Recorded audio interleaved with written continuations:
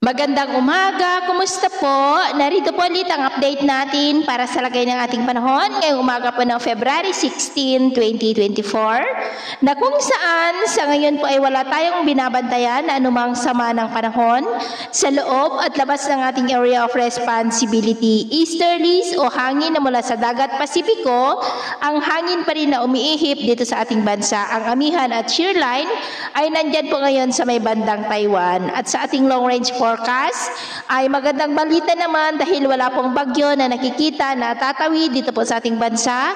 Hanggang po sa susunod na 2 linggo ay storm free po tayo.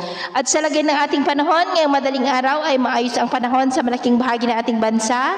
Pero may tsansa pa rin ng mga isolated rains, lalo na po dyan sa may Caraga, Davao Oriental, Leyte, Bohol, Cebu, northern part ng Negros, Aklan, Capiz at ilang bahagi po ng Camarines Norte. Dudot po yan ng mga localized thunderstorm na dala-dala po ng easterlies. At mamaya ay sisikat ang araw sa malaking bahagi ng ating bansa, pero may chance pa rin ng maulap na kalangitan with isolated rains. Diyan pa rin po sa may Caraga, ilang bahagi ng Davao Region, southern Leyte, southern Cebu, Bohol, Aklan, Capiz at ilang bahagi ng Santa Ana, Cagayan and nearby areas.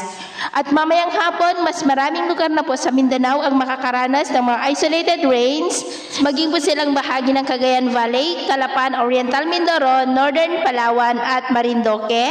Kaya kung lalabas tayo sa ating matahanan, ay ugaliin po natin lagi ang magdala ng kahit anong panangga natin sa init ng araw at proteksyon na rin po sa mga biglaang buhos ng ulan dahil ngayong araw ay posible ang maulan na panahon, lalo na po dyan sa may Caraga at Davao Region.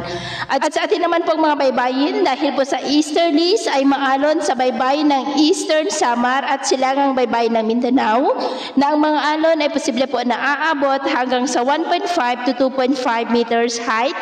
Iwasan po muna natin ang papalaot dyan po sa mga may kulay pula para mas makaiwas sa mga sakunang pangkaragatan. So yun po ang latest update natin sa araw na ito.